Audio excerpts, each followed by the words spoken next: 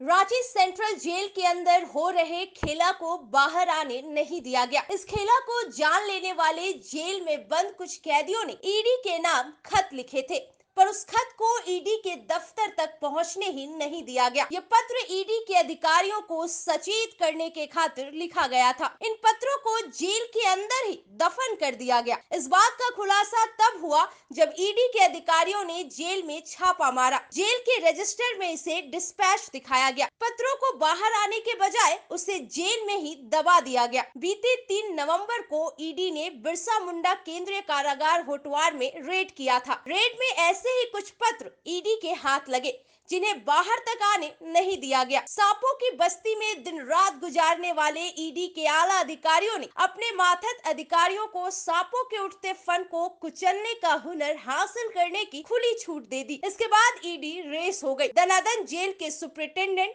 Jailer से लेकर बड़ा बाबू तक को समन भेज ईडी के दफ्तर में बुलवा लिया। जेल के अंदर हो रहे खेला को लेकर ईडी द्वारा जुटाए गए साक्ष्यों और सबूतों के आगे खुद ब खुद बहुत कुछ उगल दिए गए। जांच की आंच में अब बहुत जल्द एक बड़ा चेहरा भी झुलसने वाला है। वैसे इस दागदार चेहरे को बेदाग बता उसे बचा लेने में कुछ सफेद पोश हाफने जरूर लगे हैं। अब लोगों को इस पल का इंतजार है कि ईडी के पंजे इस बड़े चेहरे के गिरेबान तक पहुंच पाती है या नहीं। ईडी ने हाईकोर्ट में दाखिल अपनी सीलबंद रिपोर्ट में कई चौंकाने वाली जानकारी दे दी है। रांची सेंट्रल जेल में बंद रसूखदार पावर ब्रोकर प्रेम प्रकाश हर गतिविधियों पर ईडी की पैनी नजर है। ईडी ने अपनी रिपोर्ट में जांच को प्रभावित करने, ईडी के अधिकारियों को झूठे केस में फंसाने और ईडी के गवाहों को गवाही से मुकरने के लिए दबाव और लालच देने तक का जिक्र किया है।